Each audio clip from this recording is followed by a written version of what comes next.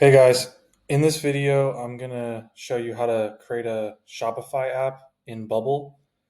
This video specifically is about OAuth and the kind of tap dance you have to do back and forth with Shopify to send the user there, have them come back, and run all the validations and everything.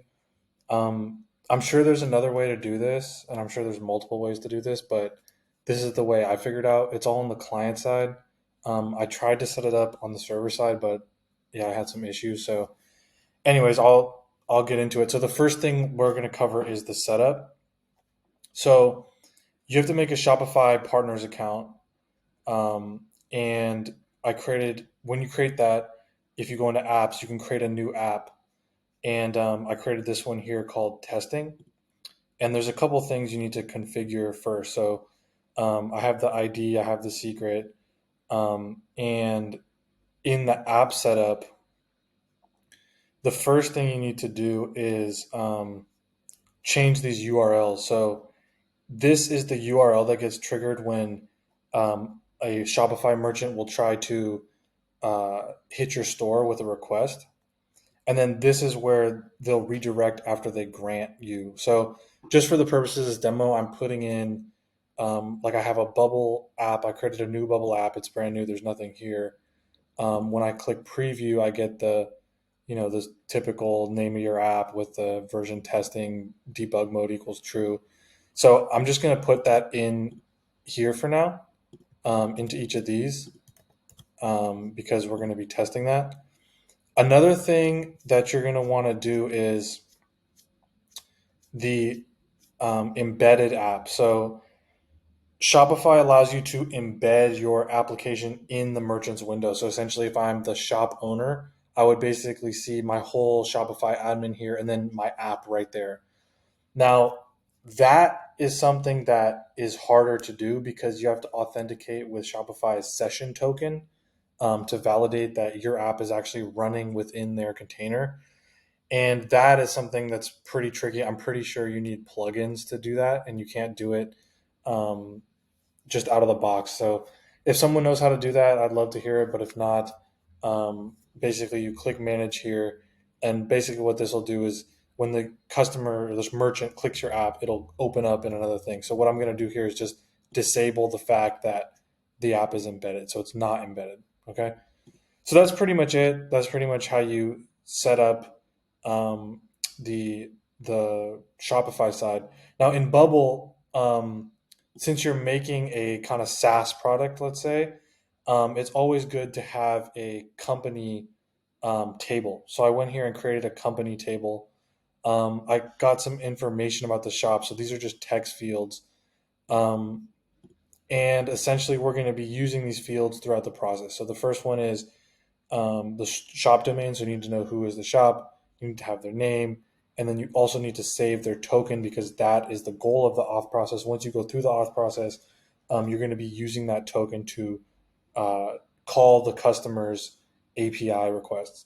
Another cool thing to add here is I like to just call it like a visitor because there's going to be some customers who maybe go to the grant screen but never finish it. And that could be someone that you could potentially target with remarketing. So I'm just going to create a visitor field here. And to know who that is, I'm going to add a couple things. So maybe like the visitor ID. Also, when you send the guy to Shopify, there's also going to be like the requested scopes. So you request some scopes from him as well. So, anyways, that's basically how you set up. So that's the first step here, setup. That's how you set up the Shopify side and how you set up the Bubble side. Um, so, yep. A couple things you may want to add to the visitor thing is their shop name. Um, and also you want to track if they became a customer. So we'll use that. We'll try to use that one later. Um, okay, so let's get started here. So on the first page, the index page that the Shopify app is going to hit, you just need some kind of notice to the user that we are, connecting to Shopify, or validating, let's say validating your request from Shopify. You can add some loading animations on here, whatever you want. It's just important that we have some way to tell the user that there's some processes going on in the background. Another thing we're going to need is, let's go ahead and center this horizontally. Another thing we're going to need is a page to send the user when the process is not authorized. So we need to validate some things, and we need to, just call it unauthorized. We need to send the user to this page when it's not authorized. So here I'm just going to take that same page we just made and change this to say unauthorized. And maybe change this. So you could also maybe add some icon here or whatever you want, but just so you guys get the general idea. So anyways, this is the page that we're going to hit. And something else that's really important is you always want to read the documentation. So Shopify's documentation, we already did this. So we got the client credentials. And the first step that we're going to do is this one here to verify the installation request. So if you read through this, it basically says when a user installs your app, it gets hit with a GET request to this app URL that you specified in the dashboard. And that's the same one we did right here. Okay. And it contains this hmac parameter. And basically what you're supposed to do is you're supposed to take the hmac parameter out, take the string out, encrypt the string, and it has to equal the hmac parameter. So here it tells you can process the string to the hmac SHA-256 hash function using your client secret. The message auth authentic if the generated hexa digest is equal to the value of the hmac parameter. So it gives an example here of this is the code you're going to get from them. You have to remove the hmac part. So here we can see the hmac part. So we have to remove it.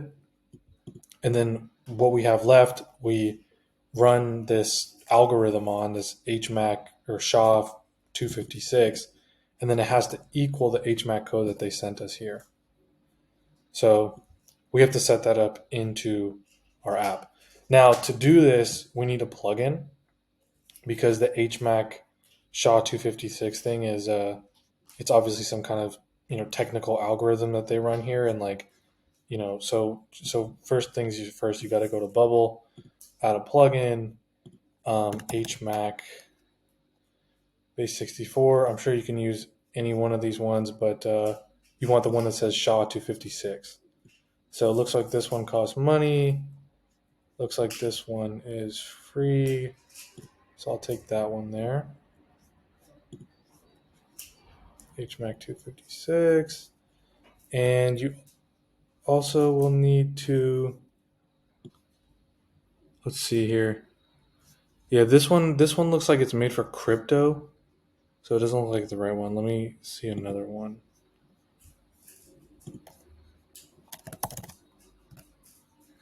Let's try this one. Okay. So this one looks right. So basically we have to enter our secret key. So you get that from your app. So I'm going to copy the secret key and post it in there.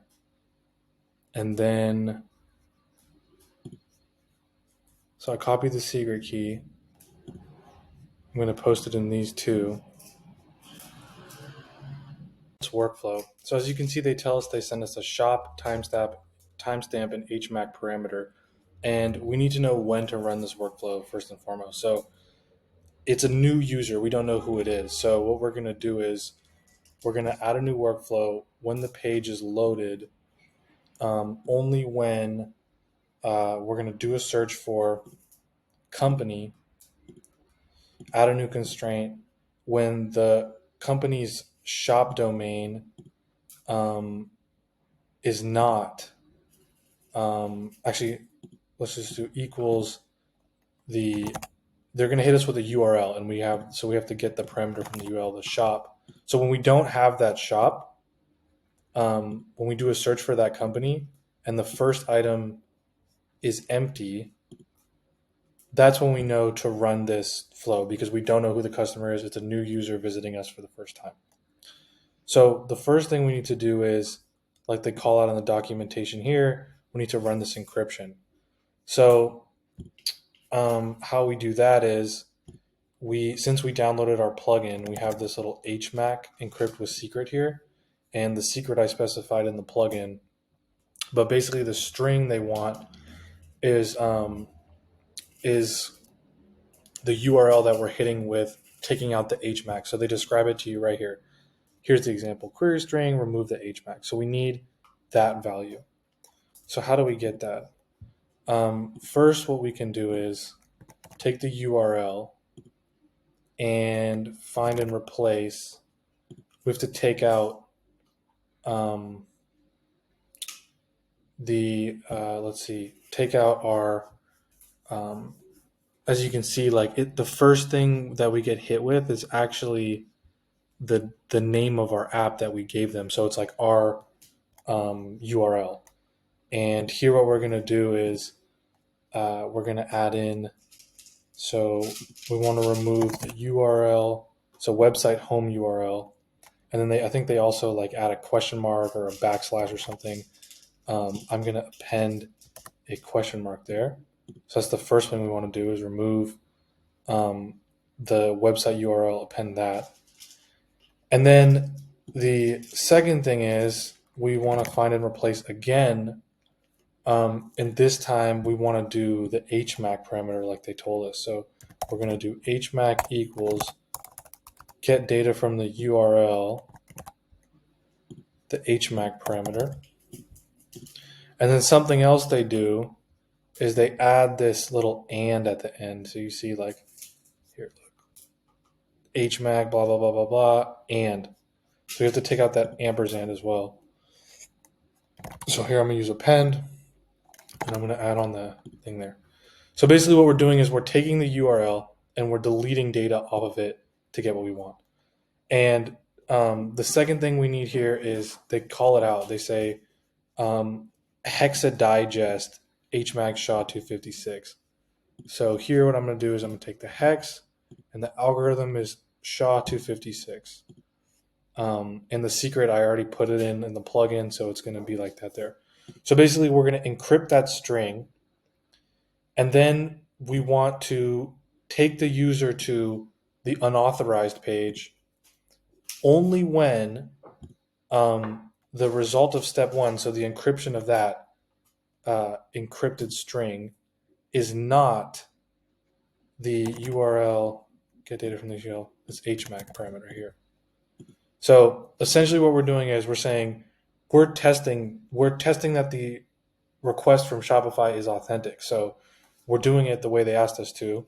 We're checking that hmac parameter is equal to the rest of the string encrypted. And if it's not, then we throw an error to the user. We send them to the unauthorized page. Another thing you can do here is terminate the workflow because we don't want anything to run after that. So I'm also going to add in here, terminate the workflow only when the result of step one's encrypted string is not the hmac parameter here.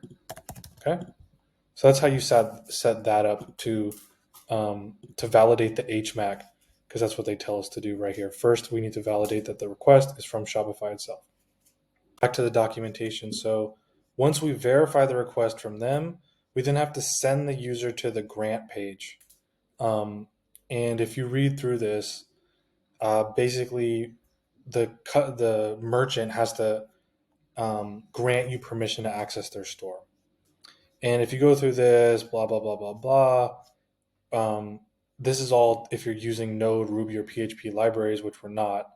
So if you aren't using a library, then do the following. Build the URL using the following format and parameters.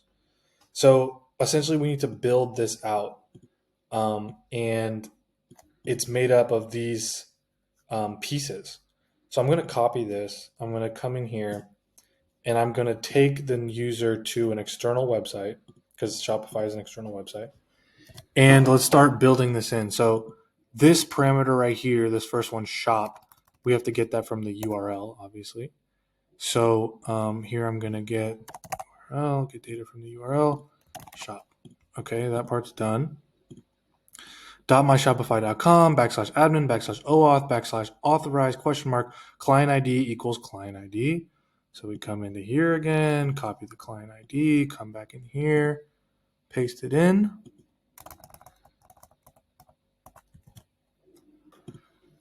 And scopes. Okay, so this is specific to your application. You need to basically you need to tell the user what parts of his Shopify store you want to access. There's a whole list of them. You can click and read it. For right now, for this demo, I'm just going to keep it simple. So I'm just going to use these two in the write products and read shipping. So I'm going to take that and I'm going to come back in here and I'm going to paste that right here. And then finally, they ask for a redirect URI. And this is the one that you specified in the partner dashboard. So what I'm going to do is I'm just going to say the website's home URL, because that, as we know, is the same thing that we specified here. And I think that's why they check that in here is you have to validate that it's going back to the same page. So you're basically taking the user back to the same page. And you're redirecting them back. And then the state.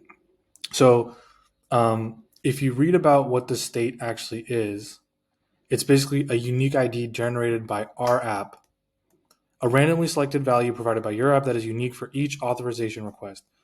So during the OAuth callback, your app must check that this value matches the one you provided during authorization. So this is important for the security of your app. So basically, we're sending them a code, and they're sending us back one, and it has to be the same to know that we sent the guy there and he's coming back with the same one.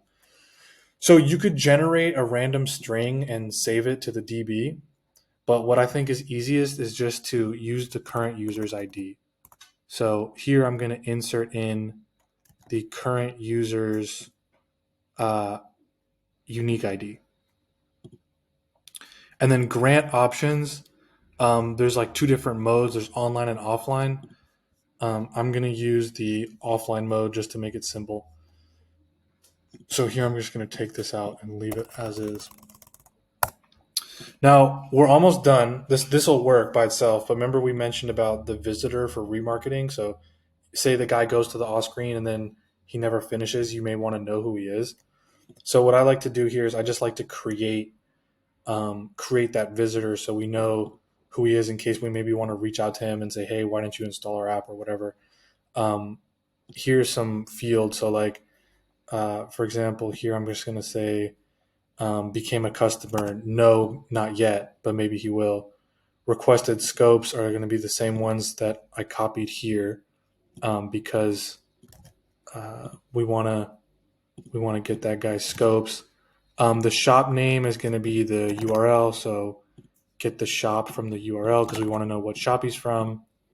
And then the visitor ID, it could just be the current user's unique ID.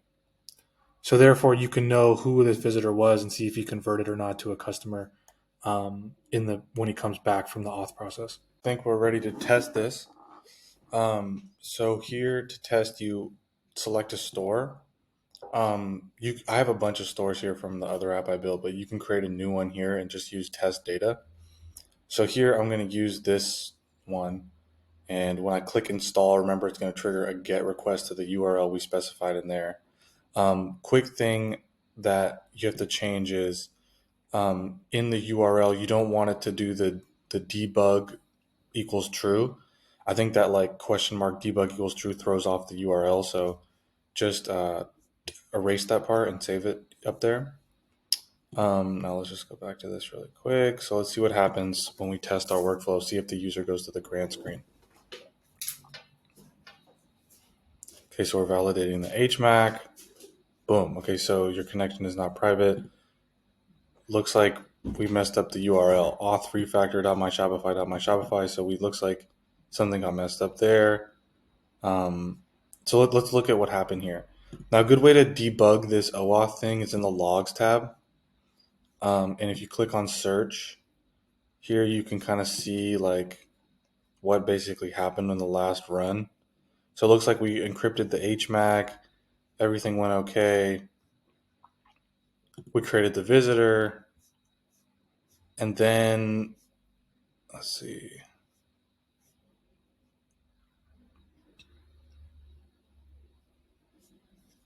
it just looks like here basically you can see that the URL is messed up. It looks like we tried to send the guy to the wrong URL. So let's see if we can correct that. So it looks like we had too many My Shopify. So if we go in here, it looks like we're sending him to here. I think what we need to do is remove that. We're doing the .my Shopify twice. So let's just remove one. .myshopify.com. So we just get the shop ID. So let's see if that works now. So let's go back to our partners dashboard. Let's try again. Validating the hmac. Oops. Redirect URI is not whitelisted. I think sometimes this one, the website home URL, is not exactly what we want.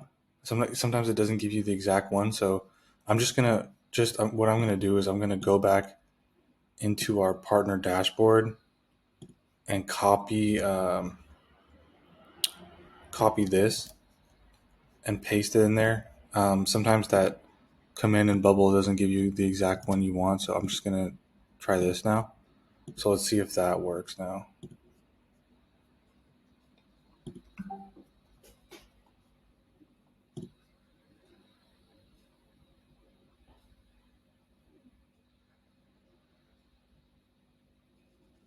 Okay, so now you've successfully set up the sending the user to Shopify. So if we did the setup, we now send the user to Shopify, and now we have to get the user back. So let's look into how that works here. So step 3, you send them to you need an authorization code. And let's just see here. If you are not using a library, then do the following. So you always got to find this in their documentation because a lot of this stuff is for if you're using these libraries. Sorry, that's the wrong section. So validate the authorization code, step 4. After processing your request, Shopify redirects the user to your app server. The following demonstrates how the authorization code is passed in the redirect. So basically, they're going to send us back the user with this URL now, and this is like the URL that we have to mess with. And it looks security checks. If you aren't using a library, then make sure you have to verify the following. So that code we sent is the same one. So the current user ID, the hmac is validated. So we have to validate the hmac again. The shop parameter is a valid shop host name and ends with myshopify.com. Doesn't contain any characters other than letters A to Z, numbers. So it looks like we have to validate it. So we have to do 3 security checks, and if those all pass, then we have to ask for the access token. And this is an API call we do. So let's go to our bubble editor and set this up. First, let's do the security check. So how do we set up this event? So the first thing is going to be when the page is loaded, and only when we get the code from the URL is not empty, because it has to have it's not empty because it has to have a code from the URL for us to run this workflow. It doesn't have a code. We don't want to run. We want to run a different workflow, potentially this one. So again, the first thing we're going to do is encrypt the hmac. So I'm just going to copy this same thing we did over here into here. And then I'm going to, again, navigate to go to page unauthorized. When and only when the result of step 1's encrypted string is not the hmac.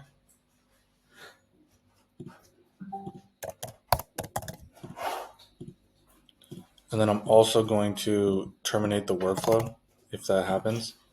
When and only when. Can I copy this expression and put it in here? Yep, okay. Now the next thing I need to do, just like they say, is validate that the current user's ID is coming back to us. So remember, we sent them over the current ID, and now we need to get it back and validate it's the same. So we can do the same thing here. We can go to the page unauthorized. When and only when the let's see here. So they say they send it in the state. So the not so what we get back is this state parameter right here, and shop and state, right? So that's the thing. So we need to make sure that that is equal to the current user's ID. So let's just do that really quick. Get data from this URL state. Only when it is not the current user's unique ID. Okay. Then we're also going to terminate the workflow if that one happens as well. Terminate the workflow. Let's see, I can just copy this. So basically what we did was we validated the hmac, we validated the nonce. Now we need to validate that shop name. And they give us some like code here to do this, like this regex here. I didn't find that this worked out. So basically what I just do is I go to chat GPT and I type in, for example, so what are they asking us here for? They're basically saying the shop parameter is a valid host name that ends with myshopify.com and to contain. So basically, I just say, can you give me some regex code to validate that a URL parameter, and I'll just paste this in shop and just see what it gives me. The following regular expression. So it looks like that actually might be the same one they give me here. No, not exactly the same. But let's give it a try. Let's give it a try. So the way I set this up here is I get the shop from the URL and I extract with regex. Let's just put in this thing that ChatGPT gave us, and that returns a list. So I want the first item of that list is not um, the shop from the URL. Okay, and then here we want to terminate the workflow, and I'm going to copy this and paste it in. So then what I want to do is I want to, if this works, then we have to get the access token. So this is the most important step of the process. You have to run a post request to Shopify with the parameters here. So let's go set that up. First things first, you have your API connector. Now I played around with a lot of these different things. You'd think it'd be this one or this one, but they don't work correctly. So I just use this one. None are self-handled. Um, and I'm gonna call this Shopify, and I'm gonna call this get or let's just see, get token. We're gonna use it as an action. It's gonna be a post request, and then here I'm gonna start building this using the documentation. So it's here's the URL you want to hit, and here they put brackets, but we want, or sorry, those little squiggly lines. I can remember the name, but we want the shop. So there you go. Uncheck private, and then we want this here. They so after the question mark, they have the parameters. I am going to they use again these brackets or squiggly line things. I can't remember the name, but I'm going to put these carrots here around those.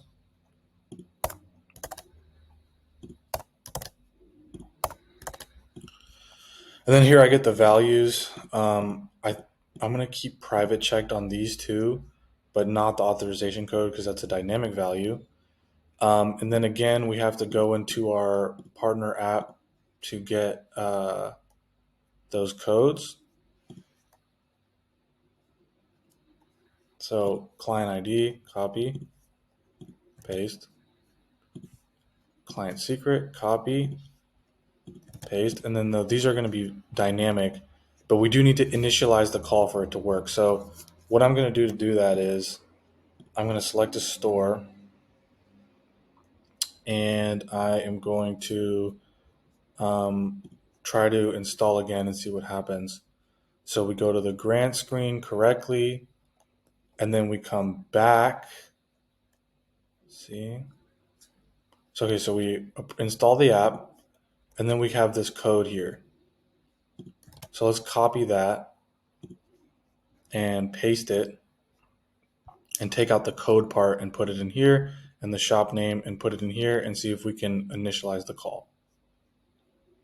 So here I copied that URL, I pasted it into my browser tab here. Normally I'd be using a notepad or something, but just for the sake of this demo. So here's the code here. So I'm going to copy that parameter and I'm going to paste it here. And then the shop value is over here.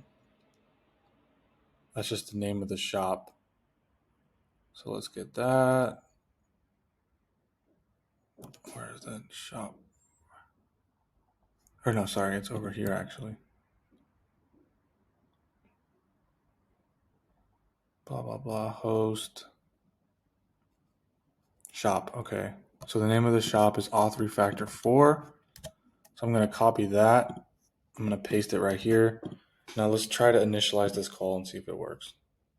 There was an issue setting up your call, raw response, status code 400, bad request. So my guess is we set up some of the stuff poorly in here. So let's take a look at that. Now this is something that took me a while to figure out, but there's this other header you need here. And it's this like form application / x form URL encoded.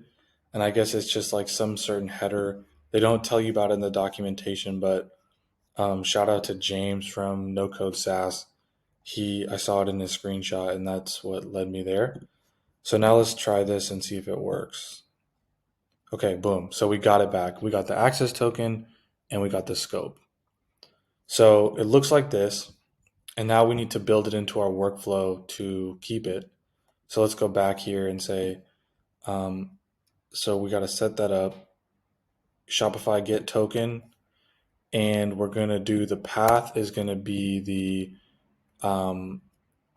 data from the URL, the shop, but we don't want the .myshopify.domain. So let's do find and replace .myshopify.domain. So that .shopify.com, which removes that from the thing. So we're just left with the shop.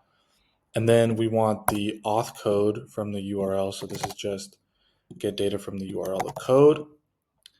And then we want to save that information. So here we're going to create a new thing, a company. And here we want to save the token as the result of step 8's access token. And also we could also save the scopes if we want. Sometimes you're supposed to check. Let's see here. So this was just some stuff I was using for testing here. Delete that. Delete that. Create a new field. Let's call approved scopes. Text field. And let's save those scopes we got back there. The reason I'm doing that is there was part of the documentation that said you should check check the scopes or something like that, like verify that the scopes, confirm the requested scopes. Do the nature of OAuth is possible, blah, blah, blah. So you may want to confirm the scope that you sent them with is the one you got back. So I'm just going to save that in case we need to use that later. Okay, so now so basically we followed these steps here. We post, we get the token back, we save it, and then now we can redirect to our app's UI. So after you get the access token, you should redirect your app's UI. The method depends on whether your app is embedded. So as I said before, I would love to build an embedded app, but it requires all this session token stuff. So so it's really tricky. It's like a whole nother step of a whole nother OAuth process, probably times 2 in terms of difficulty. So ours is not embedded, and um, basically all we need to do now is redirect to our app's dashboard. So this is essentially like logging the user in. So let's set that up here. Yeah, we created the company, and now we have to direct the user to our dashboard page. So let's first create that. I'm going to add a new page, dashboard. I'm not going to clone it from anything. And I'm just you again. This is particular to your app. I'm not sure what kind of product or service you're building here, but let's just make sure we know who the guy is and that he's logged in. So I'm going to first thing what I'm going to do is I'm going to make the type of content on this page a company because all the information that lies in this page is a company. And in this text box, I'm going to say it's the current page's company's shop name because I want to make sure that when we send the guy to the page that we correctly um, that we know who he is and we're not sending a different page or we're not sending a null value. So anyways, let's just see how that goes here. You want to be able to test it. So here's the dashboard. And then basically when here, when the on the last step, we want to create the company, and then we want to send the user to the dashboard page. And the data to send is the result of step 9, the company that we just created with those access tokens and everything else. Some other stuff we may want for this company is we want the Shopify shop domain. So let's get data from the URL, the shop, and then it's also good to have the shop name for subsequent API calls. It just makes things easier. Um, and we can get data from the URL, shop, again, find and replace, .myshopify.com. So that'll just give us the shop's name. Okay. So we have all these things here. Let's also not forget about the visitor. So remember here we set up this visitor for in case you wanted to know people that didn't complete your auth process. Here I'm just going to let's see data make changes to a thing because we already created it. The type of thing is going to be the make changes to a thing. Let's see here. So we created the visitor. Here we want to do a search for the visitor, and let's add a constraint where the visitor ID equals the current user's ID. And that's a search, so it's going to return a list. And so we want the first value. Okay, so we found that one item, and then what we want to change is became a customer is yes. Became a customer. Is there anything else we want to change? No.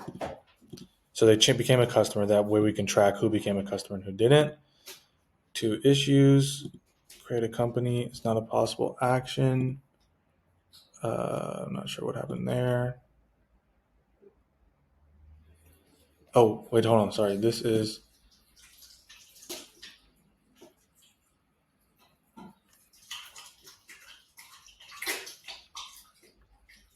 Oh, yeah, this is something I was using for testing earlier. I'm just going to delete that step.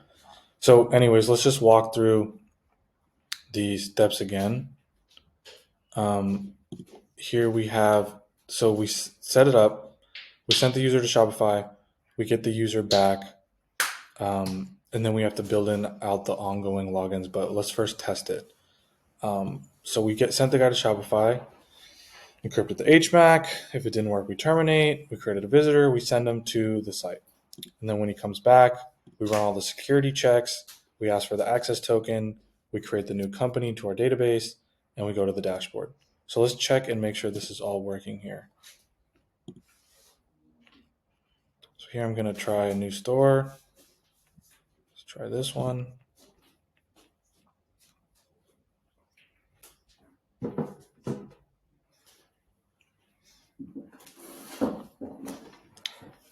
Here I get sent to the grant screen when I click install and I come back.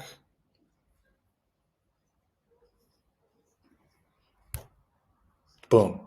There we are, landed on the dashboard. Here's the company. Here's the name of the company. Everything worked out. The process went smoothly. To check that everything went smoothly, you can look in your data and just see that all the right fields got filled in with the right values. So here's the access token we got, and it looks like it worked out fine. Um, Now, since we built this process, so back to this, we sent the user Shopify, that works. We got the user back, that works. Now, what about ongoing login? So, what about the same user we already know coming back? Let's build out that workflow right now. So, first to set this up, on this one, we had the page is loaded and the first item is empty. We didn't know who the company was. Now we know the company. So, the page is loaded when and only when the do a search for companies where the shop domain is data from the URL, the shop. So here, when we know who this guy is, so the first value, the first item, let's say is not empty, because we need to know. Basically, it's saying we're looking for a company who's matching the shop that's requesting us, and is the first item. If it's not empty, then we know who the guy is. Just to be good little kids here, let's encrypt the hmac one more time. So here I'm just going to copy it from here because it's faster. So because it does say to encrypt everything from, and then we're going to navigation, go to page, unauthorized, when and only when the result of step 1 is encrypted string is not, to get data from page URL to hmac. And you're also going to want to navigation, go to unauthorized, terminate the workflow. The workflow, this same as this.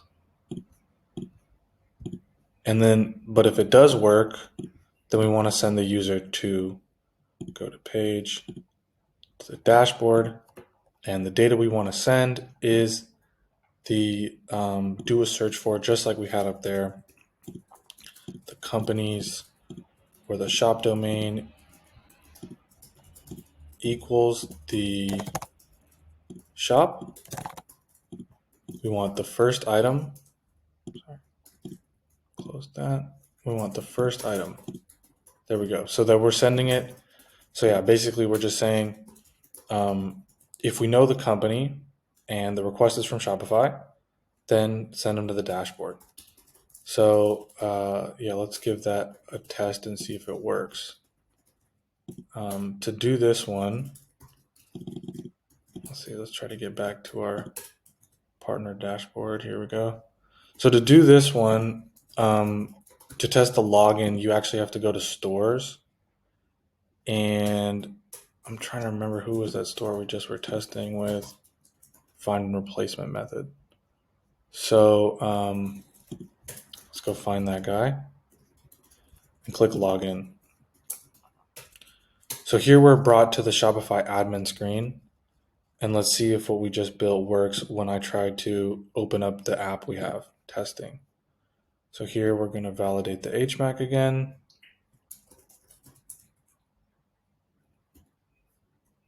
And then we go to the dashboard. Okay. So that's basically showing that once the user has created their account, they're able to log back in a second time. So that concludes the series. We sent the user to Shopify. He granted us permission. He came back. We got the access token, and now we can handle ongoing logins. So that's kind of the tap dance that you have to go back and forth with Bubble for the OAuth process. Thank you for listening. Big shout out to James from No Code SaaS. Without him, I wouldn't have been able to figure this out. And also, I'm sure there's better and other ways to do this using backend workflows. So if anyone has any tips or tricks, please let me know. Thanks.